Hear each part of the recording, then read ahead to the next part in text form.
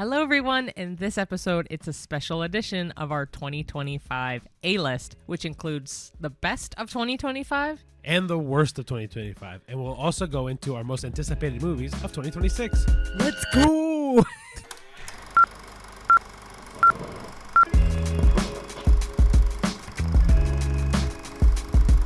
Hello, everyone. Hello. And welcome to the first episode in 2026 Yes. of the A-list admission. Yes, and we're filming this on New Year's Eve, so Happy New Year in advance. Yes, happy New Year. Yeah, when this comes out, it'll be, I think, the 5th. I could be wrong in that range. But yeah, Happy New Year to everyone.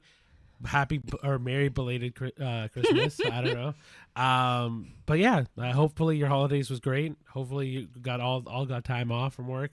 If you are new to the podcast, as it is a new year, I'm Ricardo. I'm Cheyenne. And this podcast is all about your casual viewings of new releases the Tuesday after. So that way you get a jump start on the discounted Tuesday movies, or if you wanted to know what was the best movie that we watched the week prior. Mm-hmm. Fun fact, the reason why we're doing the recap episode this week is because there was no new movies. The one movie we did talk about maybe going to go see was Is This Thing On, right? There was not really a lot of showings for us, so we didn't end up going, and it was limited. So yeah, no, we're going to recap every movie that we watched this year, tell you what our best is, which is what we're calling the A-list, that's the title. And then we're also going to go through our worsts. We're also going to go through the most anticipated movies of the year, and then talk about the year in review for us, and then what we're excited for next this year in podcast stuff. So in movies that were released in 2025, we actually were able to watch 119 movies, which is incredible. For us, I think it's great. Overall, technically, we have reviewed 121 movies in the first year of the podcast because the first two were released on like the last day or two of 2024. So we had some movies to review at the start of 2025. So, do you want to go over all the movies we watched this year, include all 121?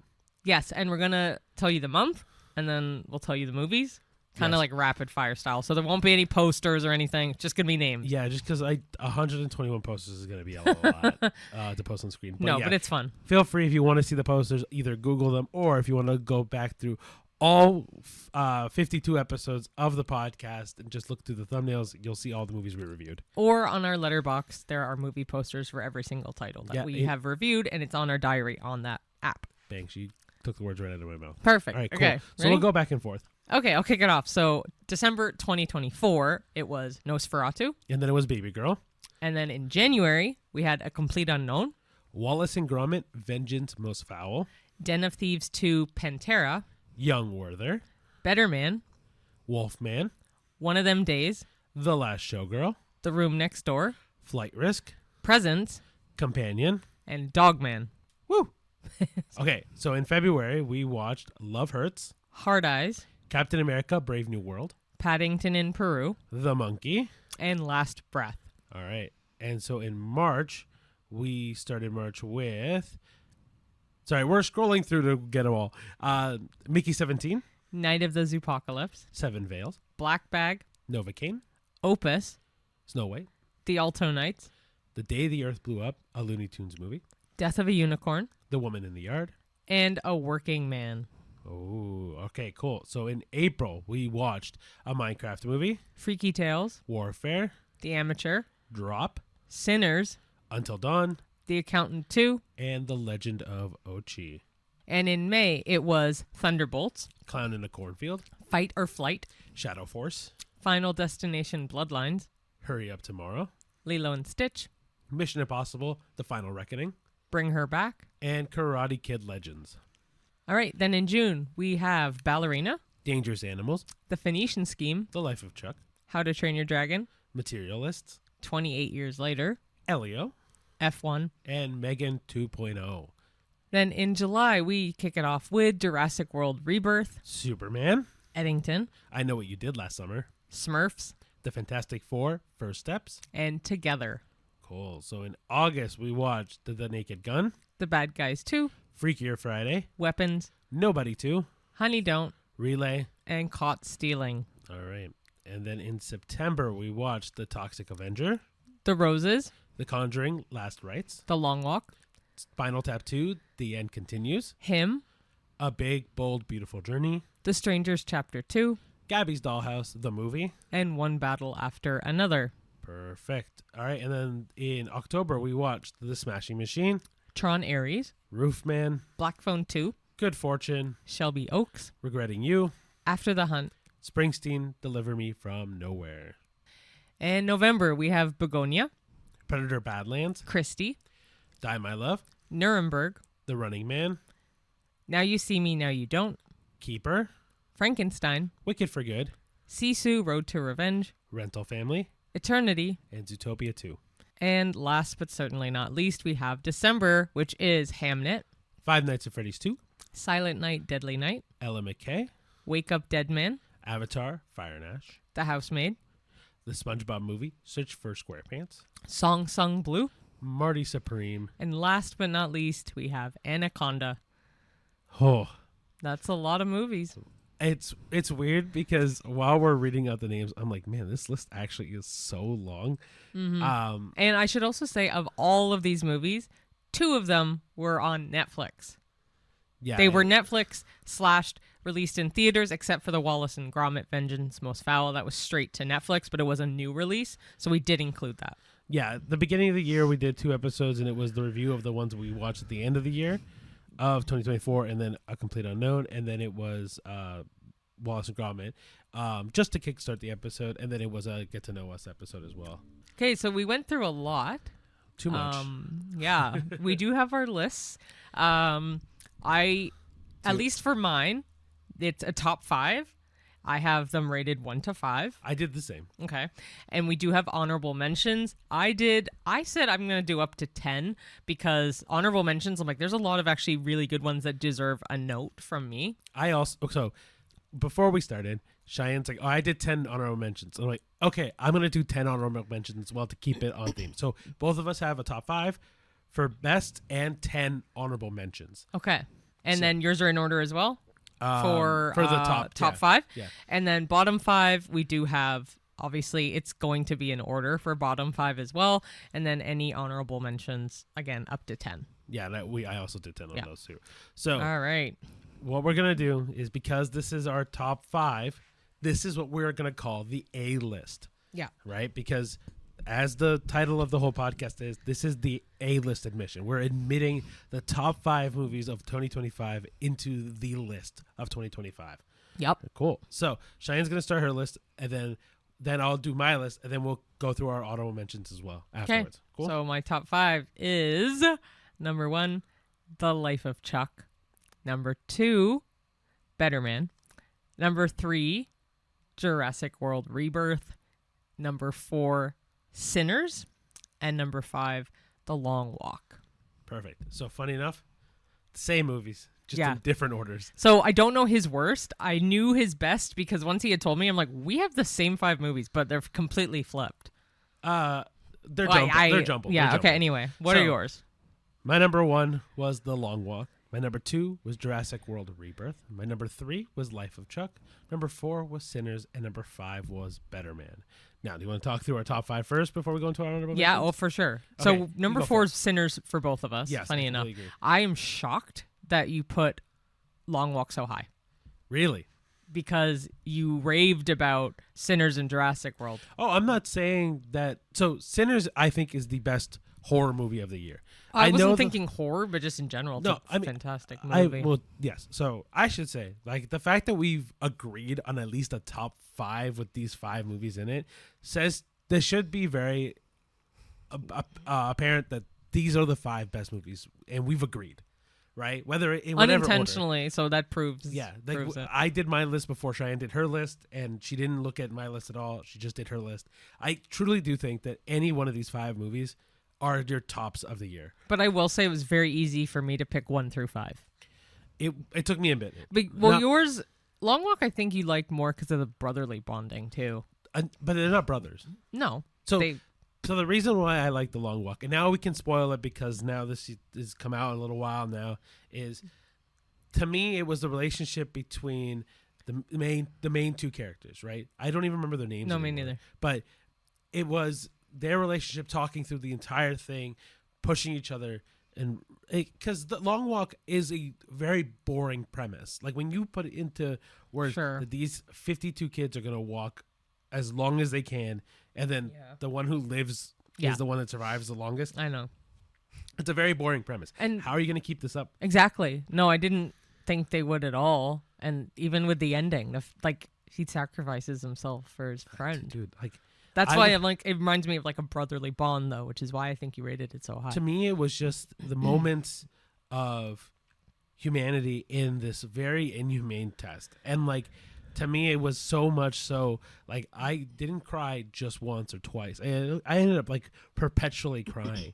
Like when, and I can't believe something Hoffman, right? Because it was the main character's name or the actor's name.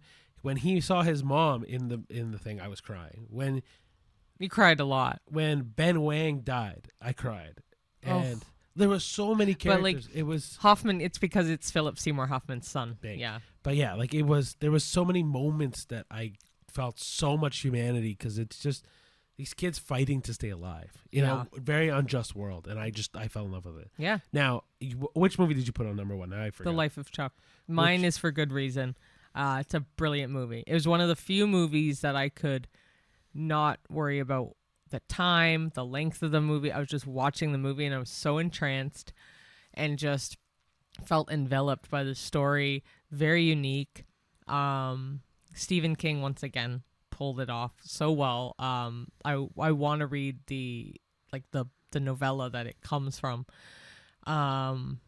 I just really, really enjoyed it. Like, I didn't want it to end, and I was so engrossed by it. I just was obsessed. I thought the acting was superb.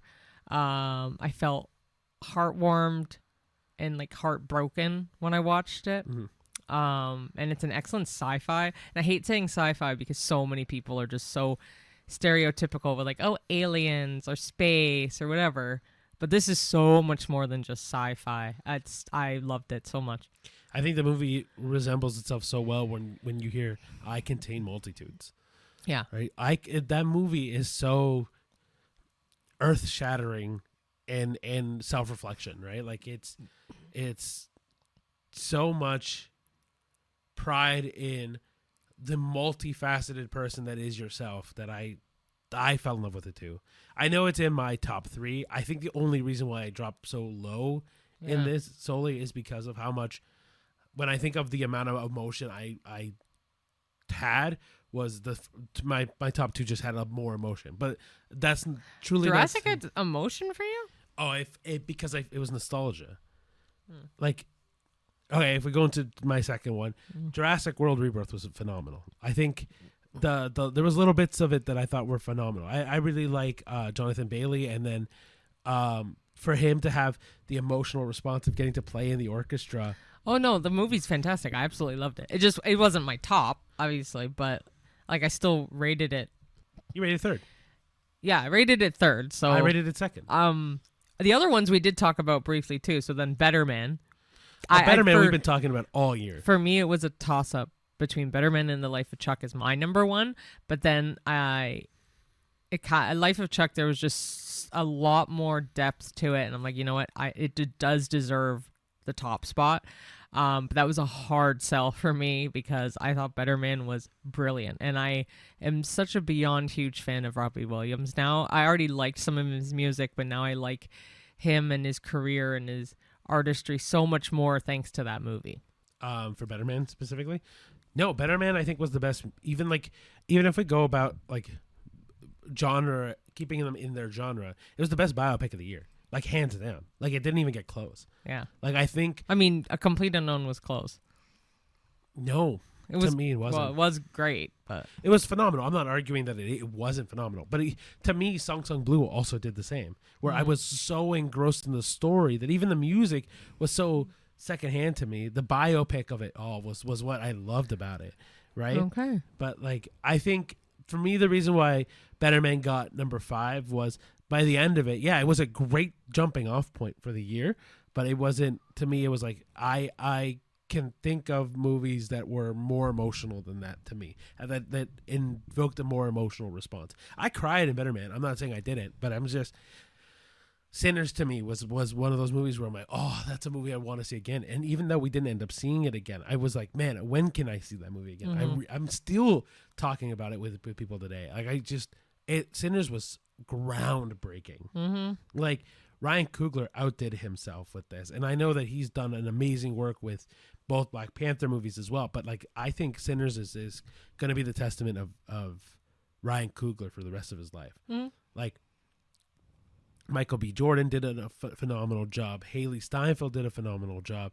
I'm really bad with names for actors right now. But okay. Even the gentleman that played the guitar was phenomenal. They were all great. They were so good. Mm-hmm. I think Sinners is going to be, to me, the horror movie that I'll think about for years to come. I think it's really good. It's funny because I don't really think of it like a horror. It's vampires, but not. Vampires is horror. I know, it just wasn't horror. It wasn't scary. So like, no. But horror and scary to me don't mean the same anymore because I don't get scared by much of the horror movies. Huh. The only one that got me scared this year at one point for like 2 seconds was Weapons, because Aunt Gladys scared the shit out of me in that basement for 1 second of it. Yeah. But none of the movies scared me. Yeah. Like when we talk about even like, I don't know, I'm trying to think of other horror movies that we saw this year. I can't even think of anyone that is like remotely close to that. That's okay. Yeah, no, I think Sinners is going to be the best horror movie that we've seen for years to come. I think that and Weapons. I liked Bring Her Back. I thought that was decent. Bring Her Back, but no, like years to come one. I mean, Sinners will, because it's so well known. I probably won't think of it in a few years to come. I think it'll be the best horror movie from here out for a while. I'm still partial to Smile too. Smile 2 was good at subverting expectation, but I think Sinners is that movie that is like, wow.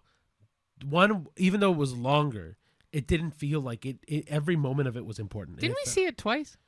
No, we saw it once. I thought we were going to see it twice. Maybe, I don't know. We tried to see it twice. Okay, so you want to flip the script. Do you want to do your honorable mentions first? Okay, and then sure. I'll do mine. Some of the ones I mentioned, Cheyenne is also mentioned, so we'll probably this is a mixed up one too. Yeah, so in no particular order, all my honorable mentions are Avatar: Fire and Ash, Song Sung Blue, Eternity, Weapons, Superman, Thunderbolts, The Day the Earth Blew Up, a Looney Tunes movie, Rental Family, Mickey 17, and Novocaine. Whoa, that was way too fast. Fair. Okay, I'll go break down all of them quick, but so Avatar: Fire and Ash, to me, we've talked about it enough where the CGI was phenomenal, and I think the story, though it lacks more compared to the other ones, I think it is still one of the better ones this year. When it comes to biopics, like I said, Song Sung Blue was just a third option to me. The only reason why I didn't put a complete unknown is because I saw it was on Cheyenne's honorable mentions, and so I didn't. I was like, that's okay. I figured if we were going to talk about all of them, it'd be redundant for me to go, oh yeah, your list is the same as mine.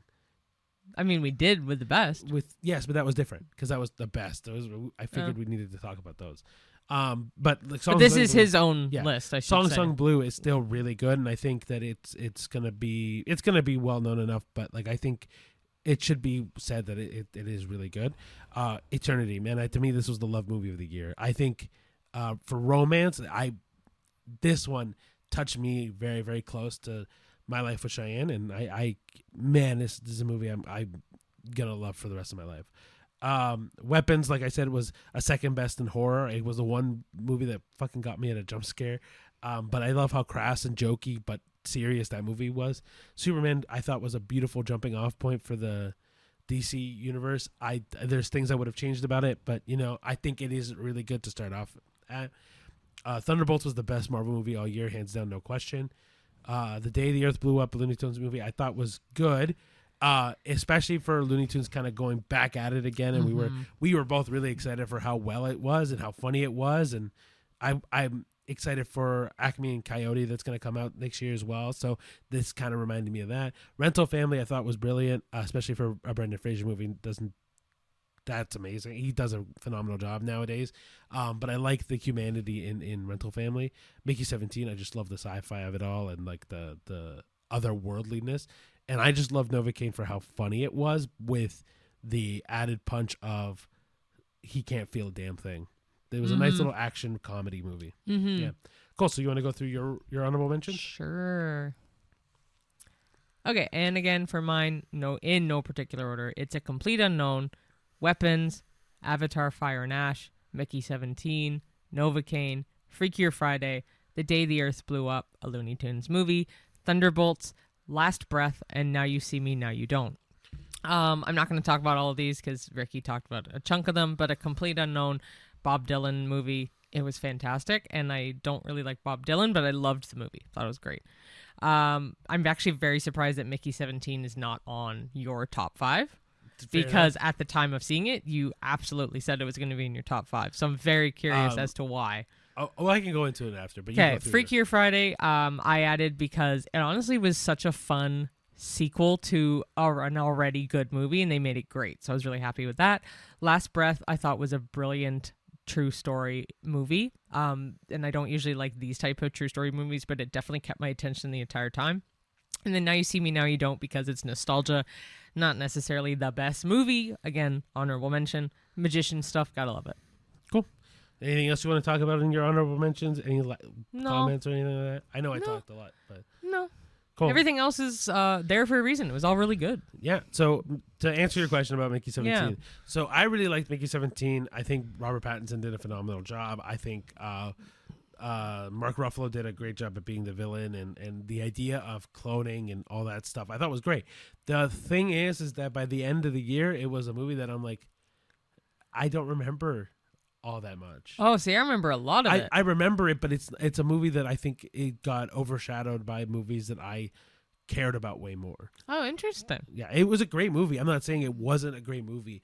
I can point at a couple, like more than 5 movies that I thought were way better than that movie. Interesting. Yeah, because you were obsessed with that movie. Like even if we just go by my number 1 pick, which is The Long Walk, I thought The Long Walk was a way more captivating with a much simpler premise. I thought the fact that they can make a walking movie that entertaining was incredible. And then with Better Man, but with being my number 5, I can't believe I fell in love with an artist in a way that I did not care or even know about it. I didn't even know Robbie Williams existed before that movie. Yeah, I knew he did. I knew of him. Well, you're British background, so it makes more sense. No, actually, my parents don't know him at all. Fair, but I don't know. To me, it made more sense that you would know him versus me. But yeah, no, it was just the fact that a person I didn't know existed and honestly thought they just misspelled Robin Williams, became someone we almost listened to at one point daily. Like was incredible to me. So anything in between it didn't make sense for me to put Mickey 17. Okay, do you want to start out your list this time with bottom 5? So this is not the A list. This is the B list. Oh, this is like I meant Z B list. as in boo. Boo. All right, so this is the worst for me of 2025. So my number 1 worst is Hurry Up Tomorrow. Number 2 was Die My Love. Number 3, The Strangers, Chapter 2. Number 4 was The Alternate, and number 5 was Honey Don't. All right, so what was your worst 5? Okay, my bottom 5 of 2025 is number 1, Hurry Up Tomorrow. Number 2, Die My Love. Number 3, Sisu Road to Revenge. Number 4, Honey Don't. And number 5, The Alto Nights. So we're almost identical because Strangers Chapter 2 is in my honorable mentions. And but Sisu 2 is in my honorable mentions. Yeah. So do you want to explain your 5s then? Sure. So I'll pick the one that's different first. We'll go through there. So number 3 for me was The Strangers Chapter 2. The reason why it ended up being so high on my list for how bad it was because this movie was pointless. And I mean that in the simplest way. Like The Strangers Chapter 1 was needed for you understanding the characters, for you understanding what happened that was bad to her, and then by the end she escapes. Boom, right? Chapters 2, she's in a hospital, and is not captured again for the entire fucking movie. And the only thing we learn at all was the background on one of the killers. But like, I didn't need the background on one of the killers. She never got recaptured again. Nothing important happened. No, I know. Literally nothing important happened. You're right. And they're making a 3rd one. And that's what I mean. It's like, this was like, I understand why they needed a beginning and an end. I really do understand that. The shit in the middle, like this was a middle movie that was like, we could have skipped this. This wasn't important at all. No. And so that's why I'm like, it needed to make the list. Yeah. And the reason why Sisu didn't make my list, but it was like the first honorable mention on mine, was because Sisu was really, really bad. But because I know I hadn't watched the first one, I was like, I wonder if I would have cared about this movie more had I seen the first one. Fair. That was my only reasoning for not putting it on the list. Cheyenne is going to say, but okay, we'll talk about Sisu then. Okay. Do you want me to talk about the other 4? Well, we'll talk about the other 4 after. Just talk about Sisu. Oh, first. Sisu was trash. Why it was on your list, not mine? It was the most boring movie I've seen in the last probably 5 years. I thought it was so boring. Again, we didn't see the first one. I did watch some recaps and whatnot because it was a very last minute availability that we were able to go see it. So we didn't get a chance to see the first one. So for me, I was just like, okay, watch a recap, get the gist of the movie. Sure. Is that the best way to go about it? Heck no. But I have seen first movies first that were awful, saw the second one, liked it, and flipped it, and it was fine. This one, I don't even think I would enjoy the first one. Actually, I know I wouldn't enjoy the first one because I didn't like the story. It was not enough dialogue. It wasn't fun. It wasn't entertaining, and it was very boring. Flat out. Right, fair enough. Yeah, but I know I'm really happy that we agreed on number 1, Hurry Up Tomorrow. We agreed for the first 2. What do you mean? I got Die My Love as number 2 as well. Oh, beautiful. Yeah, so the first 2 we agreed on, and Okay, it's not even close. It's not. Like, you go for Hurry Up Tomorrow. wow, that is an ass movie. That is so bad. No offense to The Weeknd. Stick to singing. Please don't ever act again because I'm sorry. You're crying, laying down in your bed, singing one of your songs in the midst of you being tortured by Jenna Ortega.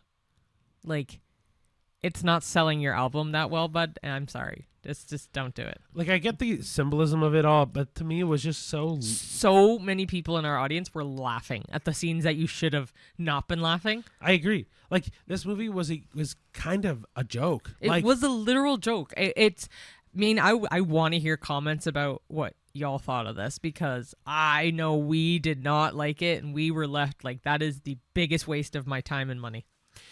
Yeah, I completely agree. I think I don't really care for remembering any parts of this movie. I remember too much. But that's I why. also don't care for that movie at all. Like, it was just one of those things where, like, even in Hurry Up Tomorrow, where he's crying one night, and then the next, like, he's like, leave me alone. I didn't understand any of it. I really didn't. It was like this weird, like, the story didn't make any sense to me. The introduction, like, I knew the music was going to be in it because it was named after the album, but it was like, it just, none of it made sense to me. I will say, very ironically, there's one pro, is that there's a song that I never heard of his before. That was actually very good in this movie. So I'll give him credit for that. But again, it's based off the song, not off the movie. So don't act, please, to save humanity. Yeah. But Die My Love, what do you, like, obviously? Yeah, so Die My Love, I just was confused. Like, I knew that it was all about postpartum depression, but it was one of those things where, one, I can't relate. Me and Cheyenne can't relate. We don't have kids. Cheyenne hasn't gone through pregnancy, none of that. But, like, at the same time, I just felt like it was watching a woman spin into despair, and then it was nothing. What she was doing was getting better, and I didn't see an end to this movie, really. And even when she killed herself in the forest, I was like, oh, okay. None of this movie left me satisfied. There was way too much nudity for nudity's sake, and I get that part of that was to, like, show how crazy she got, but I didn't think it was really needed. And, like, apart from the acting themselves, because I thought the acting was phenomenal, but, like, it was just a movie. I was just kind of, like, at the end going, okay, question mark. Like, I didn't know what to think of it. Yeah. Why did you put it on number 2? Same reason. Like, it wasn't good. It made no sense. Same with Honey Don't. They both made, like, no sense. There was just, the story was lacking, at least for me. And then obviously the Also Nights. Okay, so Honey Don't, the reason why it's number 5 on my list versus 4 was there was some redeeming qualities of Honey Don't. It's just the story that was so bad. Yeah. I think the story is what fucked it, but, like, everything else I thought was really good. I thought it was kind of funny. I thought the acting was really good. Mind you, Chris Evans I thought was a weird input there, but, like, apart from that, like, I thought it was fine. Just the story didn't make any sense. No. And then the Alternates, very boring. Robert De Niro sucked at acting in that movie, and him playing two different characters made it worse. Yeah. Oh, 100%. All right, you go through your Yes. honorable mentions. and I'll go through mine. So again, I did 10 in no particular order, but I will say one of them is one of the ones we saw in December of 2024, and that is Nosferatu.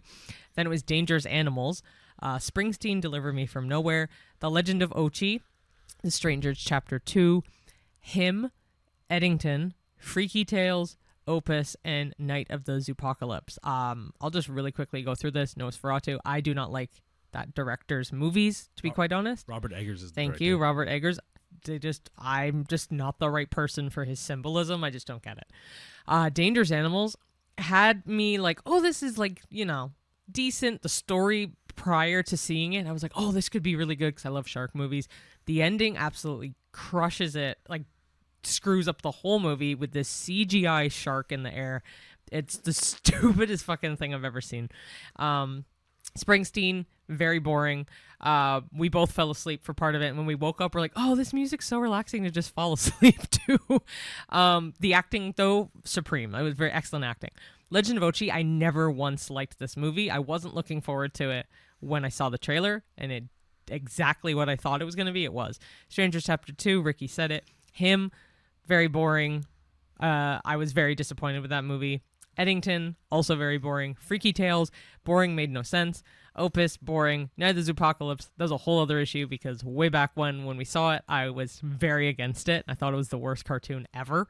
I would definitely rewatch it just to see, but it is on my honorable mentions as one of the worst because for me this year it was one of the worst. All right, cool.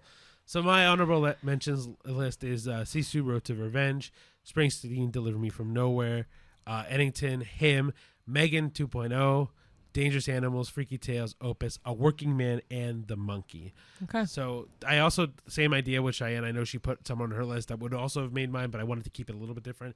But just to go over some of them, not all of them, we talked about Sisu.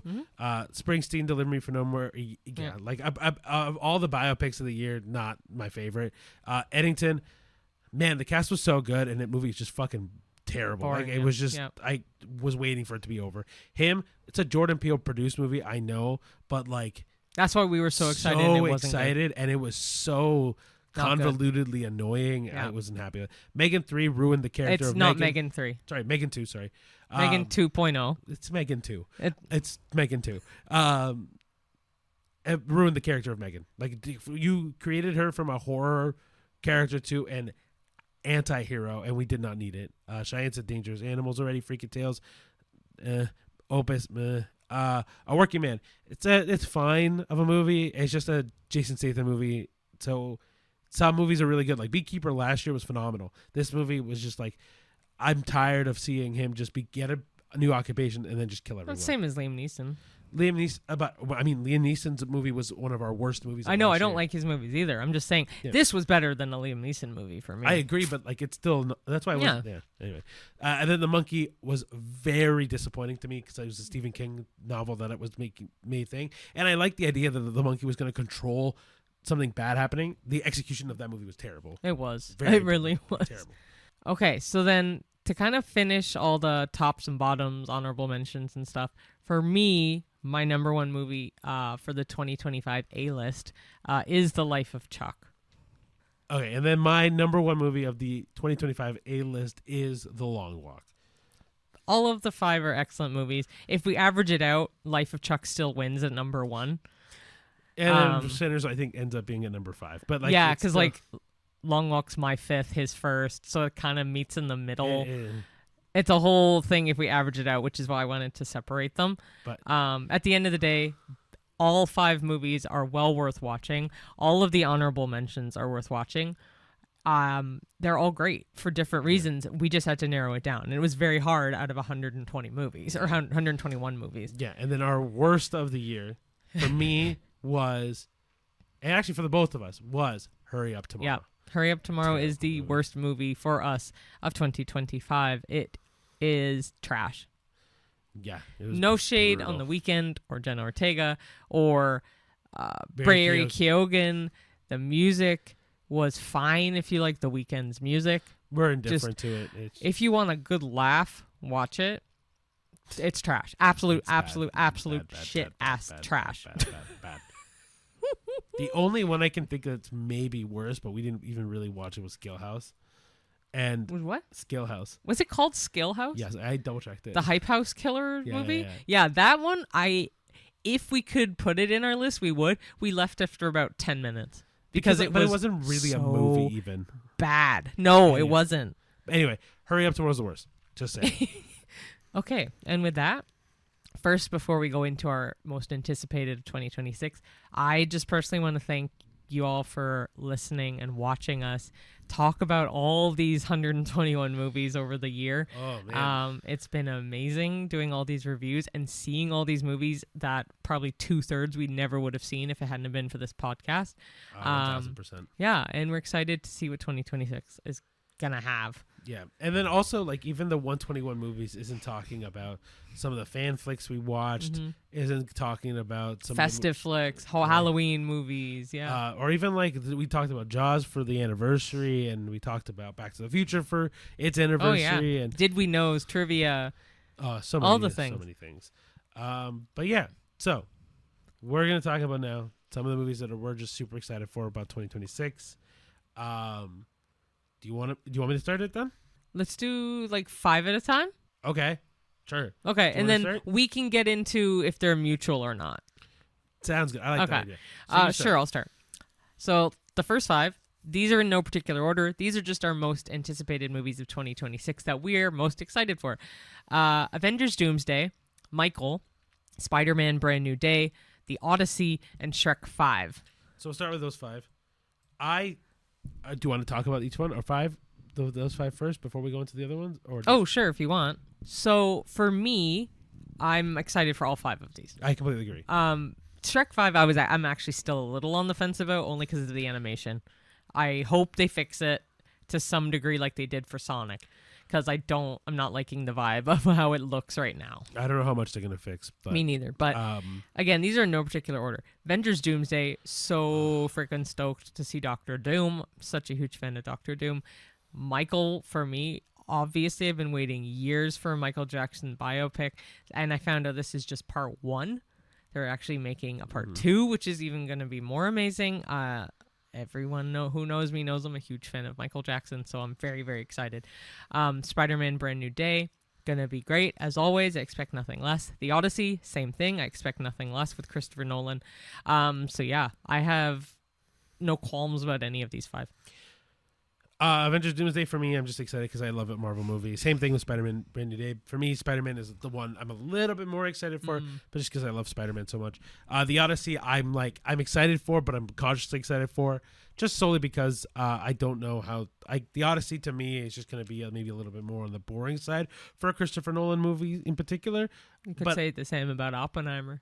Valid. Oppenheimer is not one of my favorites for Christopher Nolan movies, so I agree with that. So I'm excited to see what happens. I trust Christopher Nolan enough that it works really well. Michael, I'm excited for because, one, I want to learn more about Michael's backstory and his history, but also I fucking love his music. His music is phenomenal. And like Sharon said, Shrek 5, I'm excited about it, but I'm cautiously excited about it. Yeah. Cool. So the next 5 movies we're going to talk about is The Mandalorian and Grogu, The Cat in the Hat, The Legend of Aang, The Last Airbender, Minions 3, and Project Hail Mary. For me in particular, so The Mandalorian and Grogu, Star Wars, man. We've watched all of the seasons of the show, every spin-off of the show, all of it. And so the fact that it's all culminating into one thing, I'm super, super fucking excited for. The Cat in the Hat, me and Cheyenne both love the live action Cat in the Hat movie, and so the cartoon Grinch movie too. Yes, so if it kind of mixes the worlds like that, I can't help but be excited, and I love Bill Hader. So the fact that he's voicing the cat, makes me excited. I really don't think I need to ever explain why I fucking love The Legend of Aang, The Last Airbender. I'm wearing an Avatar The Last Airbender t-shirt or sweater, not on purpose. It was just the one sweater I picked out.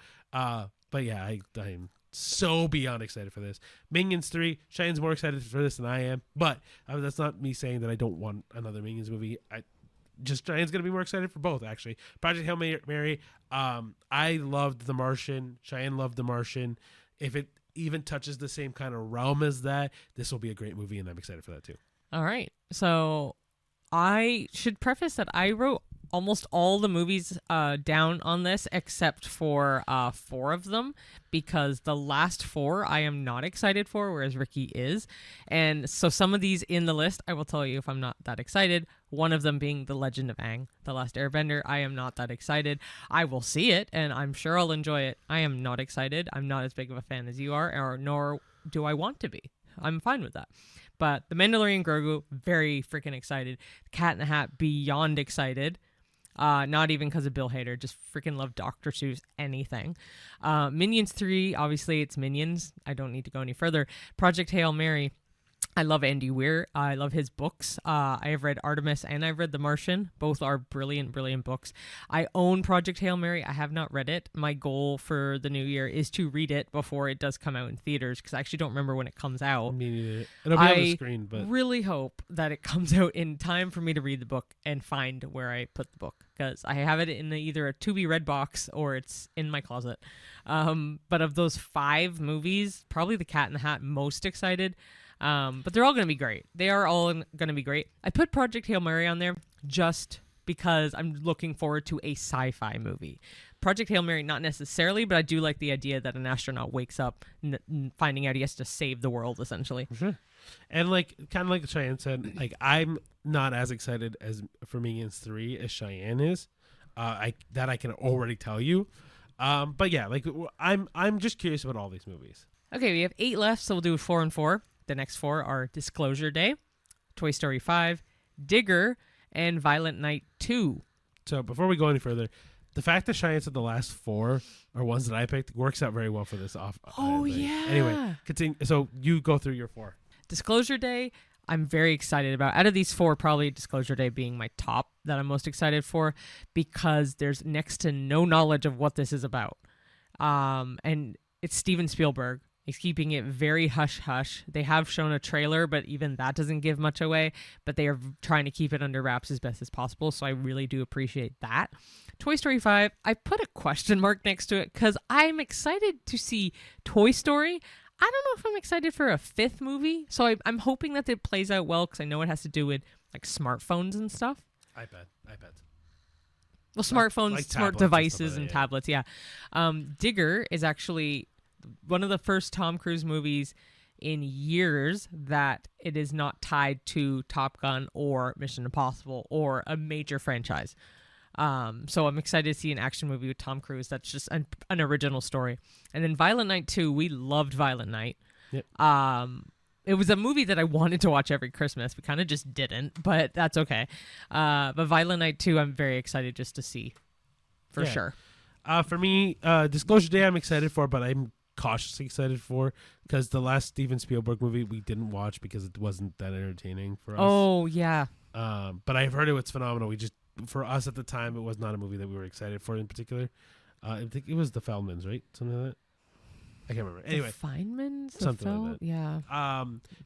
I'll keep it on. I'll put it on the screen if we get it wrong. Toy Story 5, exactly what Cheyenne said. I'm excited to see Toy Story, but I don't know how Toy Story 5 is going to be, and if it's going to be even worth it, or if it's going to be just useless. Yeah. Digger, I'm not excited for, because I literally don't know what it's about. Cheyenne even gave me a quick description of the movie before we recorded this, and I still don't know what it is. It's mainly because it's Tom Cruise outside of a big franchise. That's why I'm not excited for it, because I don't know how Tom Cruise, the only thing, which is funny because this is going to be the second episode in a row we mention it, the only movie series that isn't Top Gun or Mission Impossible that I care about Tom Cruise literally at all for was Tropic Thunder. And I thought he was so funny in Tropic I've only Thunder. seen it once, maybe once. I've seen it 4 times at least, and he's so funny in it each time. And then Violent Night 2, exactly what Cheyenne said. We love the first one. I'm excited for the second one. I don't know what the second one's going to be about, really, but I did read a synopsis. I can't remember right now, but all right. So the last 4, like Cheyenne said, is she's not excited for it at all. I am super excited for all 4 of these movies for different reasons. So I'll probably talk about this more than Cheyenne will. I'll still have my say. The Super Mario Galaxy movie, The Devil Wears Prada 2, Supergirl, and Dune 3. The Super Mario movie, I really loved the Super Mario Brothers movie. And so the Super Mario Galaxy one, I also loved that game when I was a kid. And so I'm just excited to see more Mario in different things and how that'll stretch into the universe that it is. I don't understand. I just have a couple people are saying that it's not following the timeline. It's a Mario movie. There's not really a fucking timeline. I don't know. Get that out of your heads if you have that in your head. Then it was what was the other one? Devil Wears Prada 2. I really, really, really liked the Devil Wears Prada. You remember the first one? 100%. I saw it once, and I remember liking it, but hell no if I remember what it was about. I just know it's a fashion diva. I'm not going to go through what the first one's about. No, but it's essentially, whatever. I really liked it. I thought to me, when I was younger, I thought that was Helen Mirren's best movie. I kind of still on that thing. The Queen. I've never seen The Queen. Oh, so she plays the Queen. But I will say also, I don't think the new Princess Diaries is coming out in 2026. I was just thinking that too. Because I'm like, wait a second. But that I'd be excited for. Sure. I would be excited for that too. Yeah. Nothing against the cast. But I low-key don't like Meryl Streep. I when I was younger, I thought this was Meryl Streep's best performance. So I was super excited for this movie. Anne Hathaway I like, and then I loved Emily Blunt. Oh, and Stanley Tucci. Thank you. Oh, interesting though that you like a fashion movie like this. It was really good. I thought it was really captivating. Interesting. Supergirl, similar to Superman. I'm excited to see Jason Momoa back in a DC movie as Lobo, and I know what Lobo is, so I'm really excited to see how they're going to do his character any justice. But I'm also excited to see Supergirl and see how she's going to fit into this world at large, especially with with James Gunn behind it. So and are they going to add crypto in it, or are they going to show this as that in between in the movie? Oh, she was at the end of Superman, right? I'm still not excited, but and then I know why I didn't put Dune 3 on there. I'm excited for Dune 3 because I actually really, really like the Dune series. You fell asleep in the second one. But that doesn't mean I didn't like the series. I was tired at one point of the movie. Not because it was a bad movie. It wasn't bad. I was just really, really excited for it. Too long. It's long. That's the only downside to the series, is that it's so long. Only thing I'm excited for, actually I am excited. It's the same day as Avengers Doomsday, so they have nicknamed it Doomsday. Yeah. That makes me very happy. But there's no way we're watching both on the same day. That's going to be Why not? We've done long movies together before. It's going to be like an 8-hour kind of thing. That's our day off. If we're taking a day off to watch them. Friday. Maybe. We'll see. We'll see what happens. Anyway, but yeah, those were all the movies that we're anticipating for the year to come. There's definitely ones that we're missing. Let us know which ones you are expecting or anticipating to see. If we mention the one that you're anticipating to see, like I know Mortal Kombat 2 is coming out next year. We haven't seen the one, so I don't know what to expect. There's a lot. There's so Verity's coming out. There's a lot. Wuthering Heights, Sense and Sensibility. Yeah, we could keep going, but this is our list. Yeah, this is what we're excited for, or me or Cheyenne. Mostly combined for the most part. I think there's like 6-7 movies that we're not, but yeah. Finally, now that all the movie shit is out of the way, I kind of want to talk about our first year in this podcast, because holy shit, it's been a year. It has been a year. 52 episodes, one literally releasing last week. It finally got released. That's a big news, actually, is that Ricky was able to get the editing done on our lost episode, if you will, of Superman, which, if you didn't know or are just joining in for the first time, what have you, way back when it came out, we had filmed the episode. It was fully done, whatever. Our hard drive broke that had the footage that we needed. So we essentially started from scratch and was able to upload it fully. We got it. It's all by there the now. end of the year. It's all worked out. We've got it now. It's up now. Even the day that I uploaded it, there was an error in the actual rendering, and that episode just didn't want to come out. So we got it up. It's out now. You can watch it now. All 52 episodes are out, not missing a beat. Now you can literally watch it week by week by week. And man, like, it's just crazy that we did a full year, even throwing in our vacation time in there. Even though I know, so one thing I will say is this year we do have some major stuff coming for us personally, so there may be a couple weeks where we don't record an episode. We will let you know in advance, and we'll let you know why in that moment too. Yeah, but like right now, it's just the plan is that every week, if we can record an episode, we will record an episode. If something happens or we can't record an episode, we are not going to be stressing ourselves out to record an episode. We are just going to do our best to try to record every single week, and if we don't, We'll catch up the week after, or we'll just do all the movies in one episode. Yeah, but we'll do it. I think that was the one thing in review is that for me, I got worried that we'd miss an episode because for me, I'm like, oh, I just wanted to like sleep in. I'm like, oh no, we gotta go see a movie or whatever. And I think that's why we were tired a lot of the time too, because we were not cramming it in, but we have a work schedule. We're both full time, so we're like, we have to make time to work, see family, see friends, and film and see the movies. So I think we were trying to find a happy medium. And for me, I felt bad because at the beginning I was like stressing out and like probably making you anxious too. Because I'm like, I want to do this podcast. I'm like, what do I do? What do we do? What do we do? I know Ricky found his groove really fast. For me, I always seem like a bitch or apprehensive or arms crossed. I'm not. If I ever cut him off, for instance, it's not that. It's my brain is like going 10 times a minute. You know what I mean? Okay, so let's talk about that. So for us in how we communicate, we're very different in a professional setting than we are in a private setting. Like for us in this, and no, but it's you're always right. been No, true. no, it's funny 'cause Like, you're right. And so me and Cheyenne have also, when me and Cheyenne met, we were working together. And we've worked it together for almost every job up until the last couple recent ones. Up until the last like 4 years. When I left Starbucks to do what I'm doing now, and when Cheyenne left Starbucks to do what she's doing now, that was kind of it. Like after that, we haven't worked with each other since.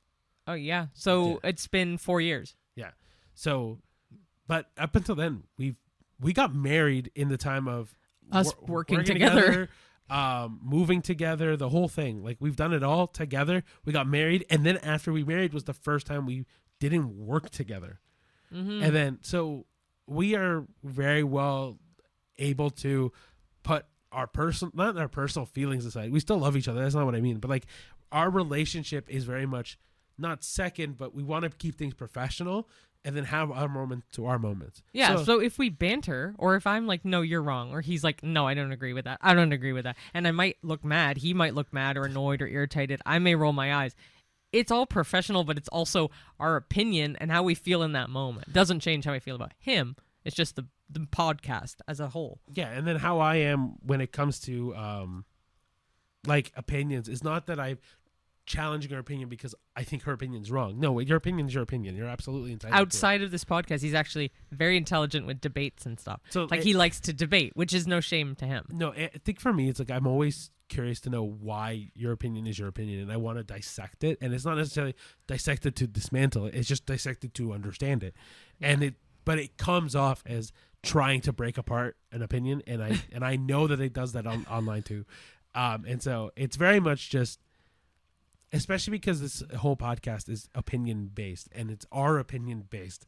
When I don't agree with Cheyenne, and when Cheyenne doesn't agree with me, we let each other know right away in the podcast. But sometimes you'll be like, why? Or I'm curious, why? Right. Sometimes I don't have an answer, so I may be like, I just didn't like it. I can't give you a full-fleshed reason, and I do this outside of the podcast as well, and I know it drives them bonkers. But sometimes I genuinely just don't like something. And in my mind, I'm like, I don't need a freaking reason. I just didn't like it. I don't need to explain myself any further. But that's because you're very curious, and I appreciate that. But at the same time, I'm not as curious, and I'm like, if I don't like it, I don't like it. I have a very analytical brain, and so my brain is always going to go, ooh, what is the reasoning for this? Especially because I have a degree in science. So my brain is... Microbiology. Don't get it. Well, no, that's great. No, not microbiology. Oh, biology. Sorry. Yeah, biology. My bad. It's science. It's. I have a degree in science, so it's biology and chemistry are typically my main two, and so it's always breaking down to get to the root of something, to figure out how things work, how things get to to become things in life, right? And so when it comes to opinions, I just my brain runs the same way, and so it's like I understand her opinion. Like for example, her saying that Better Man this year to me is better than The Long Walk is for me like that makes no sense to me. So why? Like why do you think Better Man is better than The Long Walk? Because they both left a lasting impression on me. But I felt so much emotion with both. Like I don't have a good reason, but something about Better Man, it was one of the first movies this year where I was like, wow, this left such an impression on me. it has to be up near the top. Fair. And I would still disagree with that. For me, it was but exactly, and that's sometimes like it may sound mad about that too. Yeah, but like anyway, like we are really happy with how the podcast turned out. I actually think that we've grown a lot from the beginning. I mean, we were lucky to get a viral video with Mark Hamill. Which honestly, shout out to Mark Hamill. Once again, I mean, The Life of Chuck. Really? Again, it's my number one, not for that reason, but it's number one because it it's an helps. absolutely brilliant movie, and he boosted that one video by leaps and bounds. It was so interesting to see that. Yeah. Honestly, guys, I'm very happy from our audio improving to the recordings improving to our look. Funny enough that we're not wearing our hoodies today, but like our look being kind of consistent as well. And then getting the lighting to fit the way we want it to fit. And everything just kind of worked out better. We are always trying to improve more. Like, we're probably going to get more cameras so that way you get a wide shot of me and Cheyenne in one shot. Surprise. Probably switch the style, maybe how we're sitting in the future. If things change situationally for us, we might have a whole new setup look for it. Which is in our plans for the new year, is that'll be a new thing. Well, hopefully some like upgrades with technology or layout, what have you. Yeah, like there might not be a table at one point. There might be a couch at one point. We might get tablets instead of the computer for each of us at one point. We might, I don't know. There's so much plans in my brain that we can make work.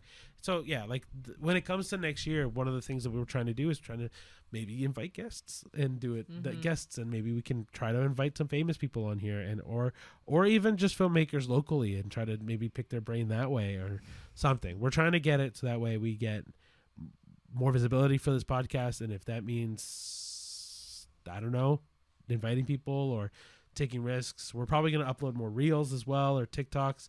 I'm going to try to upload them all on Facebook, Instagram, all the whole bit. It's just a lot to upload, but I gotta get into the rhythm of doing it. But yeah, guys, like there's a lot we're excited for. I think our first year is kind of a good learning curve for us, and hopefully in this next year we'll get more following. But yeah. Well, if you want to follow us along for the coming year or listen in on some previous stuff, we are on everything.